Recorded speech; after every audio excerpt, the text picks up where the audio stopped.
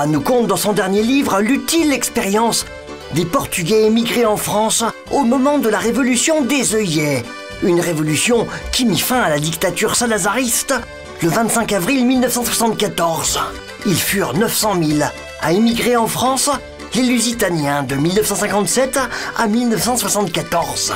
Un voyage clandestin pour 50% d'entre eux qui payèrent cher des passeurs pour fuir l'insupportable misère qu'imposait la dictature qui se ruinait en guerre coloniale.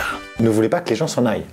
Ou quand les gens s'en allaient, ils ne voulaient pas qu'ils partent avec des papiers légalement, avec des droits, avec un logement qui les attendait.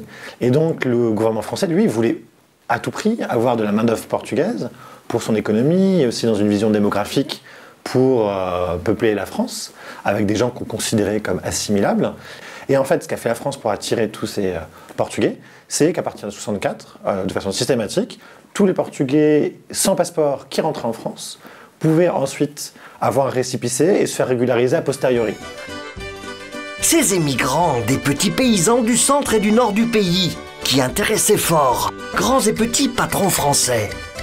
L'objectif de beaucoup de migrants portugais, c'était pas de s'intégrer, c'était de gagner de l'argent en France pour retourner au Portugal, acheter une maison, acheter des terres, acheter un taxi, acheter un commerce, pour pouvoir revivre au Portugal. Donc, comme ils étaient là pour gagner beaucoup d'argent, de l'argent rapidement, ils travaillaient beaucoup, faisaient des heures supplémentaires, et beaucoup d'entre eux faisaient pas grève.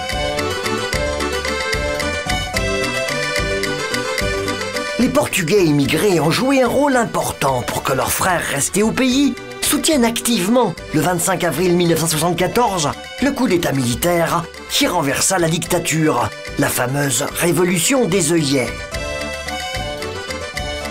Ce qui se passe, c'est que pendant les vacances, les Portugais qui sont venus en France, à Paris, à Clermont-Ferrand, ailleurs, reviennent au pays au mois d'août, et ce qu'ils font, c'est qu'ils payent des coups à leurs anciens amis, à leurs cousins, à leurs copains, et ils racontent la France.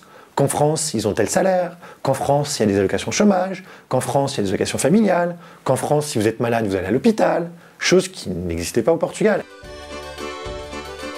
C'est un projet démocratique qui fut finalement proposé au peuple après le coup d'état militaire, qui ne fit que 4 victimes pour effacer 48 ans de dictature, du jamais vu dans l'histoire, dont les Portugais émigrés en France tirèrent grand profit. La plupart des émigrés, quand arrive le 25 avril, l'accueillent très favorablement. Il y a notamment des capitaines d'avril qui viennent en France visiter les émigrés un peu partout.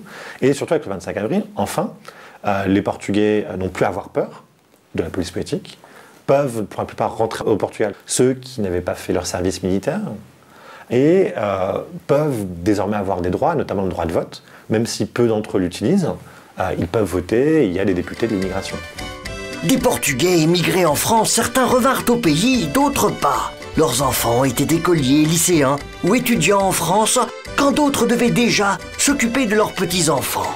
Qu'importe, puisqu'il y a assez de place dans le cœur de chacun pour 2 pays.